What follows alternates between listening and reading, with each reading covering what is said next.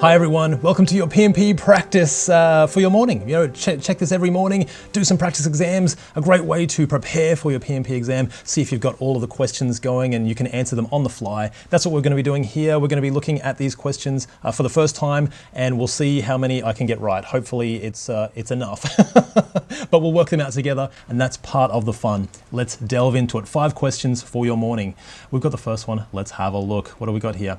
Benefit-to-cost ratio. Okay, we've looked at this before.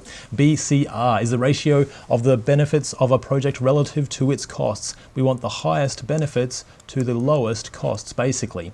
You're working on a project with a total cost of 200,000. Okay, so a cost is 200. That project results in a benefit of 190. What is the benefit-to-cost ratio? So it's less than 1 because our benefit is less. This to me looks like 5% less. So 10% of 200,000 is 20. So we've got 200 minus 10 is 190. So that's about 5% to me. So what do we got? Would we say 0.95? So 5% less than 1. I'm going to go with answer B. Okay, it's answer B, fantastic. Benefit to cost ratio is the benefit divided by the cost.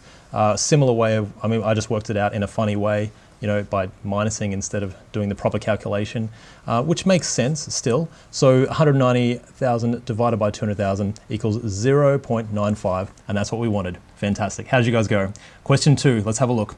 A recent news article. Okay, this is going to be a soft skills one. I can tell it's not no maths here. It's spreading a rumor about the supplier you're working with.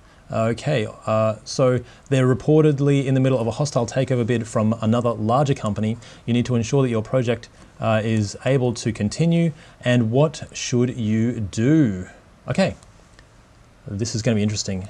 Ignore the news article. They don't know the supplier like you do. Probably not best. So with project management questions, usually direct and collaborative approach is the best sort of. So let's figure out something that meets that criteria.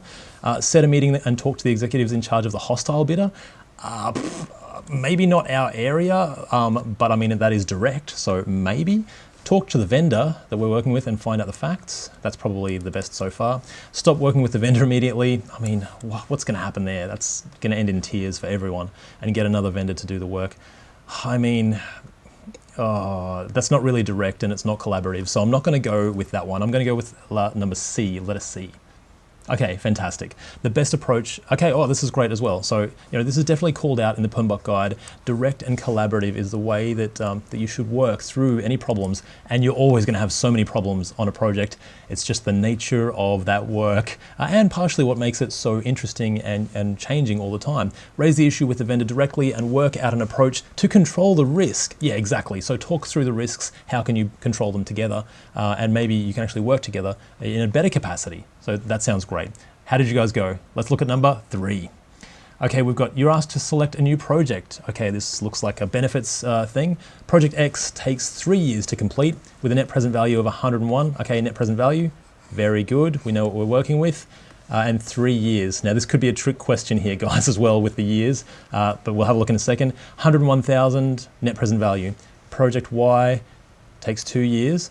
And a net present value of 95,000. Okay, so with these questions, if it words it like this, don't get bogged down in the calculation. You actually don't have to calculate the net present value here. You have to select the highest net present value. Very simple. And so for us, it's project X with 101,000. So that's what we're going to look for. Letter B, I'm probably going to choose. The trick is the years are already taken into consideration with the net present value calculation. So all of that is already taken into consideration. It's a trick, so don't fall for it, okay? Answer B, fantastic. The net present value calculation, and here it says as well, takes into consideration the years already, making project X the right choice with the higher number, and it gives us the net present value calculation there, which is our cash flows. We don't have all of that information to hand, so really we just want to choose the highest one. Fantastic. How'd you go? Let's look at number 4. That's 4. We're nearly there. 4 out of 5.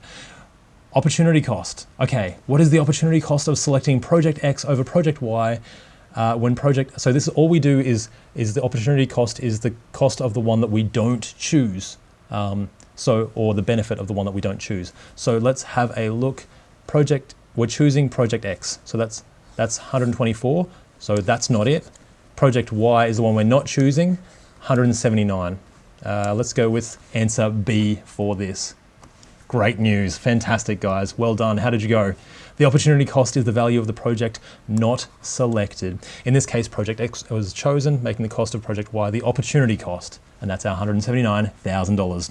Let's look at our last question. Hope you guys are going well. This is great practice, a great thing to do before your PMP exam, and get right into it. We have got the benefit cost ratio, again, commonly used to identify the most efficient projects. But what does a benefit cost ratio of 1.45 imply? Okay, that's a good question. It means that the benefits are 1.45 times the costs. Okay, so cost is 1.45 times the profit? Nope. Cost is 1.45 times the revenue. I don't want to go that either, because it's the benefit is more than the cost here. So profit is 1.45 times the cost. This could be a trick here, because profit, guys, if you do any accounting at all, and this is very important, profit is not the same as revenue. So revenue is the actual raw dollars that come in, the sales, like the actual sales amount. Profit happens after all of your costs and taxes and everything. So for me, it's the benefit is not the profit. Profit comes after all of that is calculated. Benefit is the raw sales, and that's our revenue. So revenue is 1.45 times the cost. I'm going to go with answer D for this one. Let's hope we're right. See how we go. Fantastic news. Answer D. Benefit to cost ratio is the ratio of benefits of a project relative to its cost. Revenue is money coming in before costs, taxes, or other expenses. So that's the closest to benefits that we're going to see in this scenario here. Therefore, BCR implies a 1.45 times revenue, the cost. How did you guys go? I hope you enjoyed this PMP practice. Good luck on your exam. You can do it. Keep practicing. I believe in you. And I know if you keep looking at these questions and keep studying hard, you absolutely will pass the PMP exam. I'll see you in the next video. Good luck and bye for now.